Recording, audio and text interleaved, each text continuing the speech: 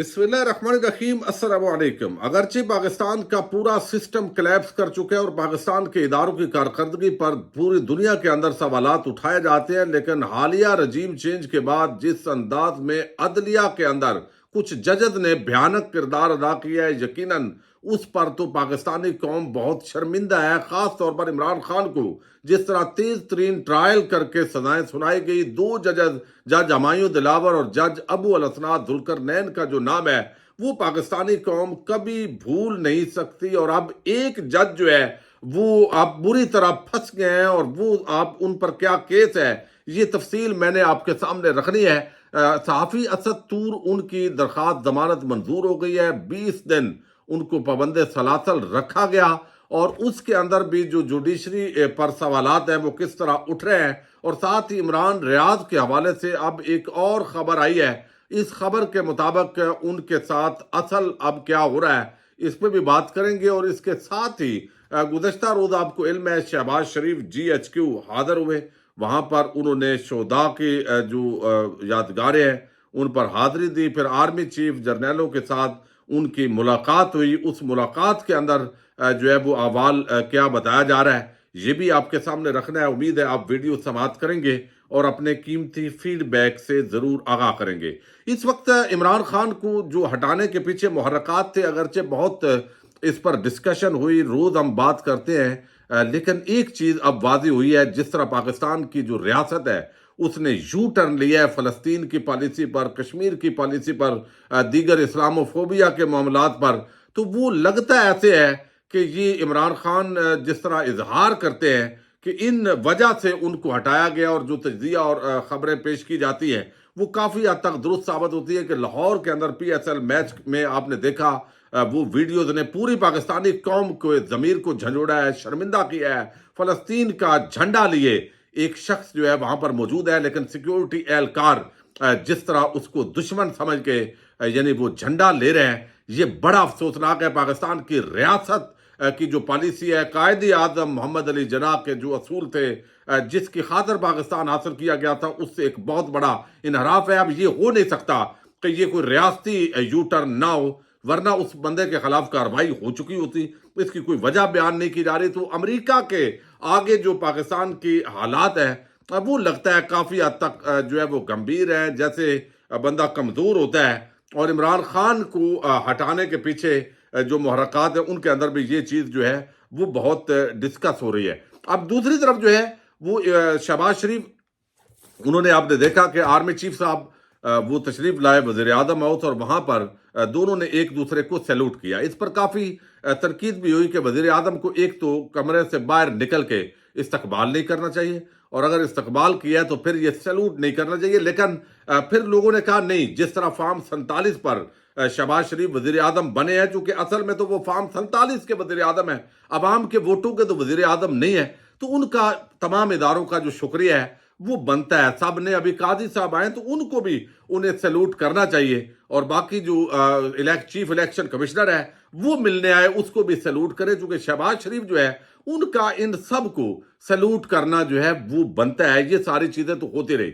अब रूटीन के मुताबिक जब एक नई हुकूमत बन जाती है, वो जाली हो असली हो, पाकिस्तान के अंदर ये सिलसिला चलता रहता है, तो वो रूटीन के मुताबिक GHQ के अंदर वज़ीर आज़म जाता है, सिक्योरिटी और दीगर मामलात जो फौज की ऑपरेशनल तैयारियां होती हैं उस पर उनको ब्रीफिंग दी जाती है। और वो पहुंचे शोधा की यादगारों पर, वहां बनी हुई है, वहां उन्होंने हाजिरी दी, फूल चढ़ाए और फिर जो है वो लंबी मीटिंग हुई। और लोग बहुत सारे कह रहे हैं कि इतने ज्यादा जर्नैलों के अंदर जो शहबाज शरीफ है उनको पसीना तो आया होगा। ये सारी खुले तजादात है।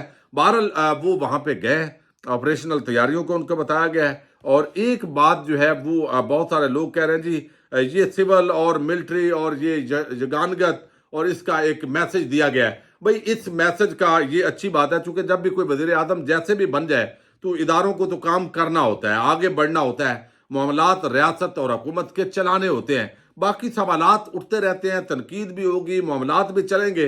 लेकिन अवाम जो है उन्होंने इस जो इत्तेहाद है उसके खिलाफ असल में जो है वो अपना गुस्सा निकाला था और ये गुस्सा जो है वो आगे भी इलेक्शंस के अंदर निकलेगा। लेकिन असल मामला ये है कि इदारे अपने आईनी हदूद के अंदर वो सब और पुरअमन और जमहूरी جو پاکستان کے اندر انقلاب آیا اس کو تسلیم کیا جائے، لیکن جب تسلیم نہیں کیا جائے گا تو پھر عوام کے پاس احتجاج کے علاوہ چونکہ کوئی راستہ نہیں بچتا، تو یہ روٹین کے مطابق ایسا ہوتا ہے۔ آرمی چیف نے کہا کہ پاک فوج قوم کی توقعات پر پورا اترتی رہے گی، پاک فوج پاکستان کو درپیش سیکورٹی چیلنجز سے نپٹنے میں حکومت کی بھرپور حمایت جاری رکھے گی، اور جو معاملات ہیں وہ یگانگت کے ساتھ جو ہے وہ معاملات آگے بڑھائے جائیں گے۔ یہ ایک روٹین ہے اور اداروں کا کام ہے حکومت کو سپورٹ کرنا، حکومتی وہ ادارے ہوتے ہیں، یہ چیزیں چلتی ہیں۔ لیکن آج جو ہے دوسری جو خبر ہے وہ یہ ہے کہ اسد طور ان کی درخواست ضمانت وہ منظور کر لی گئی ہے۔ اب منظور جو کی ہے، یہ بھی ایک جج ہے ہمایوں دلاور، جنہوں نے عمران خان کو بھی سزا سنائی تھی، آپ کو یاد ہے، اور پھر وہ لندن چلے گئے تھے، ان کو جلدی تھی لندن جانے کی اور وہ وہاں پہ گئے۔ اب یہاں پہ جو ہے وہ میں آپ کو جو طبقہ ملامتیہ کے صحافی ہیں متی اللہ جان، ان کے حوالے سے بات کرتا ہوں کہ 20 دن اب اس اسد طور جو ہے اس کا ریمانڈ دیا گیا۔ جج صاحب اس کو پرولانگ کرتے رہے، اور پتہ بھی ہے کوئی چیز ہے نہیں، لیکن اس کے باوجود ہوا۔ قاضی صاحب نے وہاں پہ ایکشن لیا، وہاں پہ جو اٹارنی جنرل ہے انہوں نے تسلیم کیا، لیکن مقدمہ ڈسچارج نہیں کیا، یاد رکھے۔ اب بھی مقدمہ جاری ہے، لیکن ضمانت پر آج ایف آئی اے نے کہا جی ہمیں کوئی اعتراض نہیں ہے، اگر ضمانت پہ آپ رہا کر بھی دیں تو ہمیں کوئی اعتراض نہیں ہے۔ مقدمہ خارج کرنے کے حوالے سے انہوں نے نہیں کہا، اور نہ جج صاحب نے پوچھا۔ اب اس پر میں صرف متی اللہ کا کافی ہے یہ تبصرہ رکھ دیتا ہوں۔ وہ کہتے ہیں کہ کل 20 دن، کل 20 دن جسمانی ریمانڈ اور پھر جوڈیشل ریمانڈ پر قید رکھنے کے بعد ایف آئی اے نے اسپیشل پبلک پروسیکیوٹر نے جج ہمایوں دلاور کو اچانک بتایا کہ انہیں اسد طور کی ضمانت کی درخواست پر کوئی اعتراض نہیں، یعنی ضمانت پر مان گئے، مگر پیکا قانون کے غلط دفعات پر اٹارنی جنرل کے اعتراف کے باوجود جج موصوف نے ایف آئی اے سے نہیں پوچھا کہ عدالت کو 20 دن تک غلط دفعات کے تحت کیوں بے وقوف بنایا جاتا رہا۔ سچی بات تو یہ ہے کہ اسد طور کے خلاف مقدمے میں حکومتی ادارے اور عدلیہ بری طرح سے بے نقاب ہوئی ہے، اور اس دوران میڈیا کے چند کلی حضرات بھی جو اسٹیبلشمنٹ کی طرف سے فیک نیوز کے خلاف مہم کے بک سے اٹھائے رہے۔ اس میں کوئی شک نہیں کہ فیک نیوز ایک مسئلہ ہے، مگر اس کے خلاف مہم سے کچھ کلی صحافیوں نے اپنا حصہ ایک ایسے وقت میں ڈالا جب اسد طور اور دیگر صحافیوں کو بڑی تعداد میں ایف آئی اے کے نوٹس جاری کیے گئے ہیں۔ ایسے صحافیوں کو اپنے گریبان میں ضرور جھانکنے کی ضرورت ہے۔ اب یہ مطیع اللہ جان تو آج بات کر رہے ہیں، لیکن تحریک انصاف کے ساتھ تو یہ پچھلے جو ہے وہ 24 ماہ سے تقریباً ہو رہا ہے۔ ایسے ہی ہوتا ہے، ایسے ہی ادارے کردار ادا کرتے ہیں، ججز بھی ایسے ہی کردار ادا کرتے ہیں، حتیٰ کہ ہائی کورٹ، سپریم کورٹ کے جو ججز ہیں ان کا جو کنڈکٹ ہے اس پر پہلی مرتبہ جو ہے وہ اس طرح کے سوالات اٹھے ہیں۔ لیکن آج ایک اور بڑی خبر ہے، عمران ریاض کے حوالے سے بتا دوں۔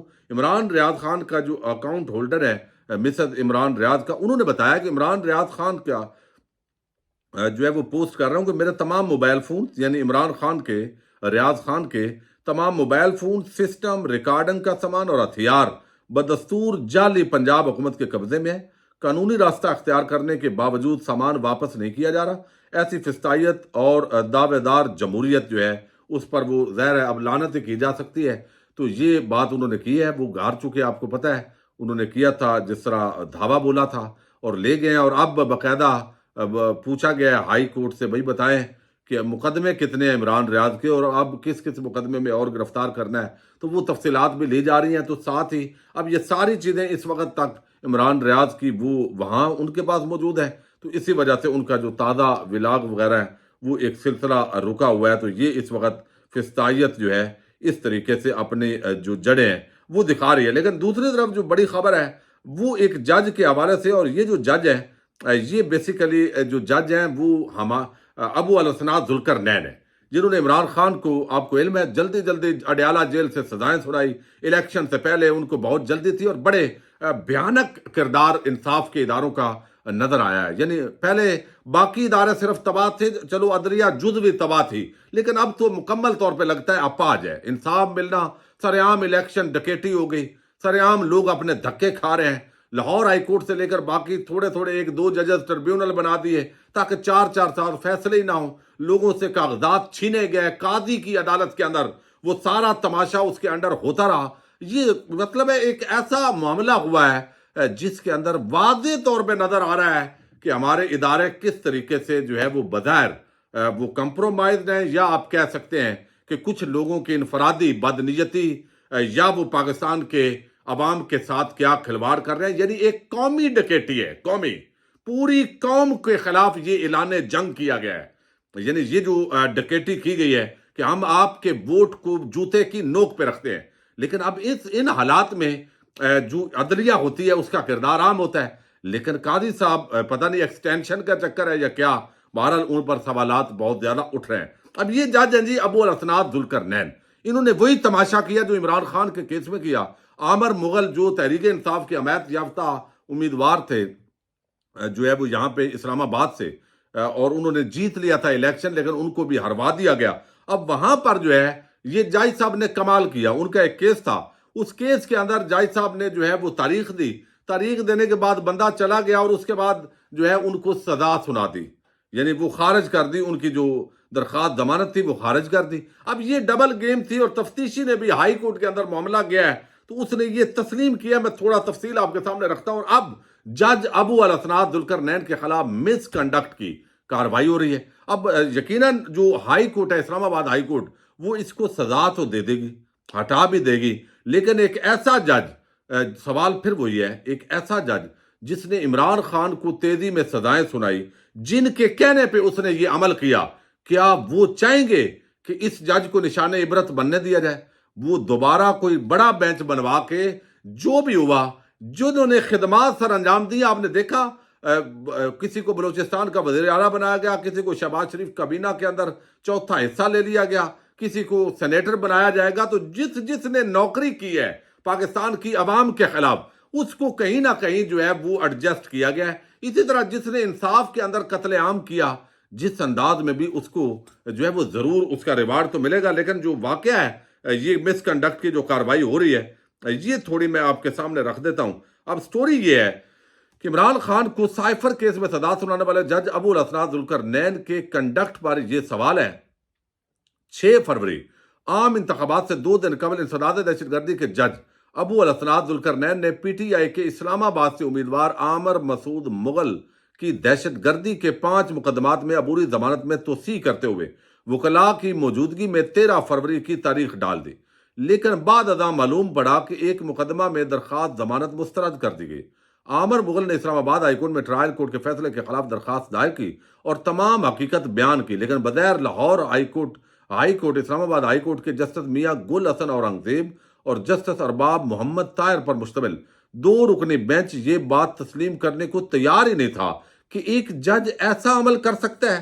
عامر مغل کے وکلاء نے بیان حلفی طلب کیے گئے اور وکلاء نے وہ بھی جمع کروا دی، اور سونے پہ سہاگا کہ آج مقدمہ، یہ 3 دن پہلے کی بات ہے، آج مقدمہ تفتیشی افسر اور پراسیکیوٹر نے بھی اسلام آباد ہائی کورٹ میں تسلیم کر لیا کہ جج ابو الاسناد ذوالقرنین نے وکلاء کی موجودگی میں آئندہ تاریخ 13 فروری دے دی تھی، لیکن پھر بعد میں ایک درخواست ضمانت مسترد کر دی۔ ہائی کورٹ کے 2 حیران اور پریشان ججز اب بھی مزید تصدیق کے لیے ان 5 مقدمات کا اصل ریکارڈ جلد از جلد طلب کر لیا، جس کے بعد انتظامی سائٹ پر جج کے کنڈکٹ کو دیکھا جائے گا۔ اب آج جو یہ کاروائی ہوئی، اس کے بعد جو آج کاروائی ہوئی ہے جج ابو الاسناد کے حوالے سے، اب باقاعدہ طور پر انسداد دہشت گردی عدالت کے جج ابو الاسناد ذوالقرنین پر احتشام کیانی رپورٹ کی ہے۔ وہ کہتے ہیں ابو الاسناد ذوالقرنین پر مس کنڈکٹ کا الزام۔ جسٹس میاں گل حسن اورنگزیب اور جسٹس ارباب محمد طاہر نے اسلام آباد ہائی کورٹ کے ایڈمنسٹریٹو کمیٹی کو معاملہ انتظامی سائٹ پر دیکھنے کے لیے نوٹ لکھ دیا ہے۔ عامر مسعود مغل کی ضمانت کے کیس میں جج ابو الاسناد ذوالقرنین پر لگنے والے مس کنڈکٹ کے الزام کو اسلام آباد ہائی کورٹ کی ایڈمنسٹریٹو کمیٹی اب انتظامی سائٹ پر دیکھ کر فیصلہ کرے گی۔ تو یہ ہائی کورٹ کے ججز نے انتظامی کمیٹی کو بھیج دیا معاملہ کہ یہ بندہ جج کی کرسی پہ کیسے بیٹھ سکتا ہے جو اتنا گرا ہوا ہو کہ وہ لوگوں کے سامنے ظاہر ہے، وہ سامنے اس نے تاریخ ڈالی اور بعد میں ایک امیدوار کے الیکشن سے 2 دن پہلے یہ کام اس نے جو ہے وہ واردات ڈالی ہے، کاروائی ڈالی ہے۔ دیکھتے ہیں انتظامی کمیٹی میں جسٹس عامر فاروق جیسے جج ہوں گے کیا ہوتا ہے، لیکن بہرحال جج جو ہے وہ جس نے عمران خان کو سزا سنائی، ایک مرتبہ وہ کٹہرے کے اندر ضرور آ گئے ہیں۔ اجازت دیجیے گا۔ پاکستان زندہ باد، پاک فوج پائندہ باد۔